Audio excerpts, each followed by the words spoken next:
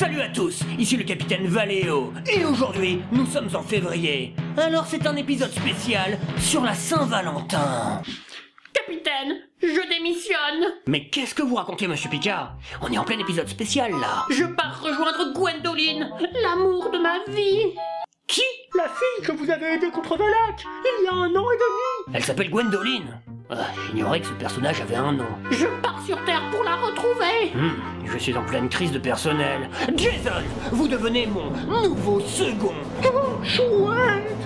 Reprenons. Comme c'est la Saint-Valentin, nous allons parler d'animés en rapport avec l'événement. C'est-à-dire des animés qui parlent de romance, des shoujo. Shoujo?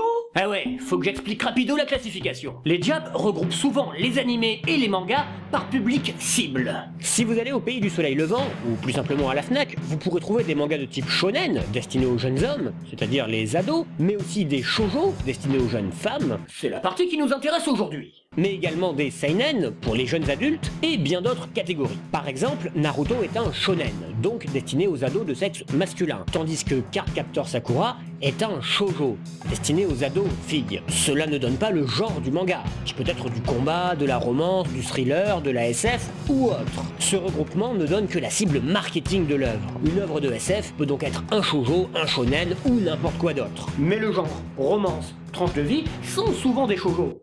Mais tout le temps en fait. Ce qui est bien dans ce genre d'animé, c'est qu'on reconnaît tout de suite les codes du genre. On suit un personnage amoureux, souvent dans un lycée, très souvent en fait. Et le protagoniste ne révélera ses sentiments qu'à la fin de l'animé. Même si toutes les conditions sont réunies pour pécho, si c'est pas l'heure du dernier épisode, alors ça va foirer. Et les conditions de rencard, il va y en avoir des tonnes. Les fêtes de Noël, la Saint-Valentin, le voyage scolaire, la fête de l'école, les vacances d'été au bord de la mer, ce sont les éléments de base d'une romance au Japon. Terre, monde capitale, planète des vrais bonhommes. Pikakoun, vous allez plus venir. Je devais vous parler. Moi d'abord, Pikakoun. Je brûle de vous dire quelque chose. J'ai toujours eu envie de vous présenter mon fiancé. C'est un cauchemar. Maintenant qu'on a posé les bases, regardons ce qui fait la réussite ou l'échec de ces histoires. Car oui, avant d'être des animés, ce sont bien des histoires, des aventures humaines. Prenons Toradora, un des shoujo qui a le mieux marché ces dernières années. L'action se passe dans un lycée, une valeur sûre. Mais l'histoire est un peu compliquée, donc faisons un schéma. Alors on a Ryuji, le mec, et Taiga, la fille. Ryuji kiffe la meilleure amie de Taiga, et Taiga kiffe le meilleur ami de Ryuji. Et les deux protagonistes décident de s'allier. Sauf qu'en s'entraidant, ils vont finir par développer des sentiments l'un pour l'autre. Mais là où c'est intéressant, c'est que la fille, convoitée par le protagoniste, est elle aussi amoureuse de lui. Il va donc devoir décider entre celle qu'il a toujours aimée sans connaître et celle qu'il a appris à aimer. Et c'est donc un magnifique triangle amoureux, la base de toute bonne romance. Dans Orgueil et Préjugés, il y en avait un, dans le journal de Bridget Jones, il y en avait un. Ok, c'est pratiquement le même film. Non, on va pas chipoter. L'absence de triangle amoureux est souvent synonyme de catastrophe. Par exemple, la saga Twilight. Ben ouais, regardez l'histoire. On a Bella qui aime Edward et Edward qui aime Bella. Fin. Après, on trouve un mec qui s'appelle Jacob. Il aime Bella, mais franchement, tout le monde s'en fout. À commencer par Bella elle-même. C'est pas un triangle amoureux, et c'est pas une bonne romance. Cette saga est faite pour les gros puceaux. Écoute-moi bien, écoute. L'amitié n'est plus possible entre nous. Non, Jacob, Bella, je mérite pas. Mon bonne coche. Donc Jason, en tant que mon nouveau second, armez les canons et détruisez Twilight. À vos ordres, capitaine. Vous venez de détruire Dragon Ball Super? Oh mince, c'est grave. Pas trop, mais faites gaffe un peu. Mais si vous voulez une œuvre sympa, avec des vampires et un triangle amoureux très solide, eh bien alors vous avez Vampire Diaries. Mais l'animation japonaise a elle aussi sorti une œuvre avec des vampires et des romances. Vampire Knight. Et c'est bien. Ah, j'en sais rien, mais je n'ai tenu qu'un épisode. Ah, c'est hyper chiant comme animé. Non, si vous aimez les romances et le fantastique, je ne saurais que vous conseiller Mai Hime. On y suit l'histoire de Mai, qui se révèle être une Magical Girl. Et ici, les Magical Girls s'appellent les Hime. Cela fait donc écho au titre Mai Hime, avec un super jeu de mots, car Hime veut dire princesse, Mai est le prénom de l'héroïne, et Mai en anglais veut dire Ma. Le titre peut donc vouloir dire ma princesse. C'était un petit cours linguistique. Les Hime doivent combattre des monstres, et pour y arriver, elles peuvent invoquer des grosses bêtes, comme celle de Mai, qui est une sorte de dragon qui crache du feu. Vous pensez qu'elle a inspiré Daenerys? Mais si son invoque se fait tuer, alors la personne qui compte le plus pour la Hime disparaîtra. Et c'est génial, car la première partie de l'anime finit sur l'affrontement entre Mai et une flotte de guerre, envoyée par une organisation secrète cherchant à cloner les Hime pour en faire des armes. On peut tout militariser, même les Magical Girls.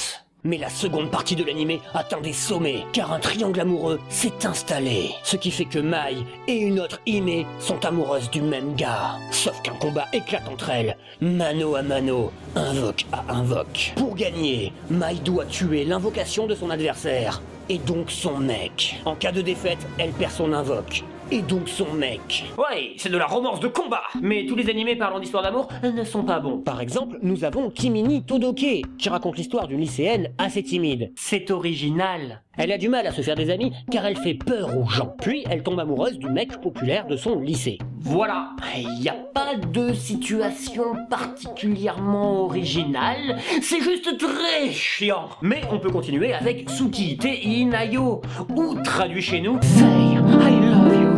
Mai est une lycéenne solitaire. Encore. Mais un jour, elle attire l'attention du mec populaire de la classe, grâce aux ficelles du scénario. Très vite, ils vont sortir ensemble et vivre l'histoire d'amour la moins intéressante de la Japanimation. Celui-là était particulièrement affreux. On aurait dit que le temps s'arrêtait. Et cessez de vous tenir tout le temps la main. Faites autre chose. N'importe quoi. Allez-y, Jason, réduisez-moi cette merde en cendres. Oh, tout de suite, capitaine.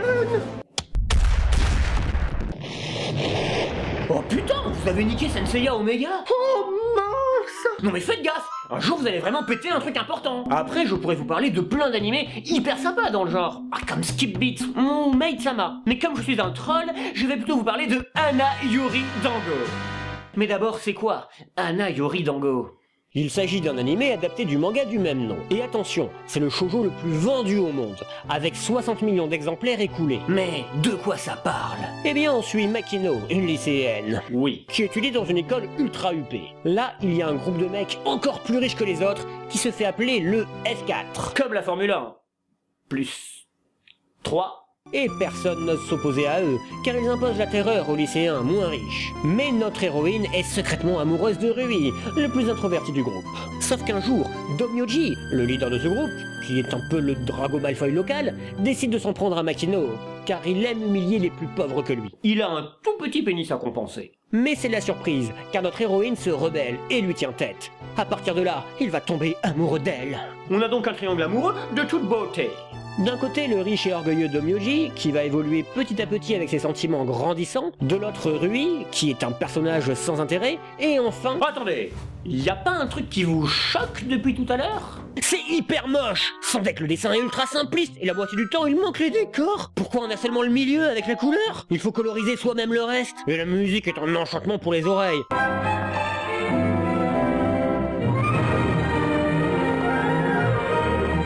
Que de la musique classique. Et donc libre de droit. Et moins cher. Et l'opening aussi est incroyable de nullité. Un vieux rock plat et chiant, saupoudré d'une animation plus que limitée. Mais je sais ce que vous allez me dire. C'est vieux, donc c'est normal. Non! C'est sorti en septembre 1996. Soit un an après ça.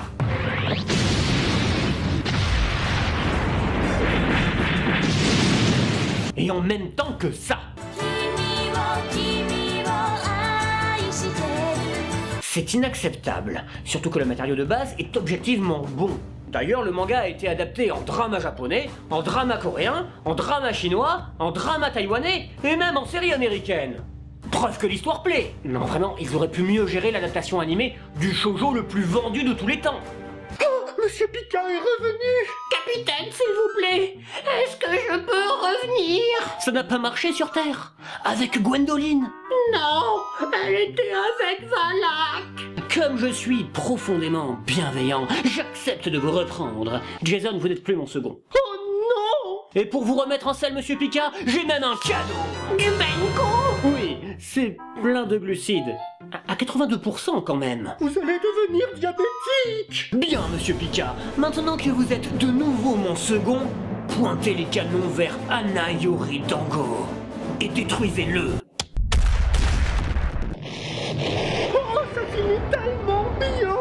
Bonne Saint-Valentin à tous, et à une prochaine, avec le capitaine Valéo.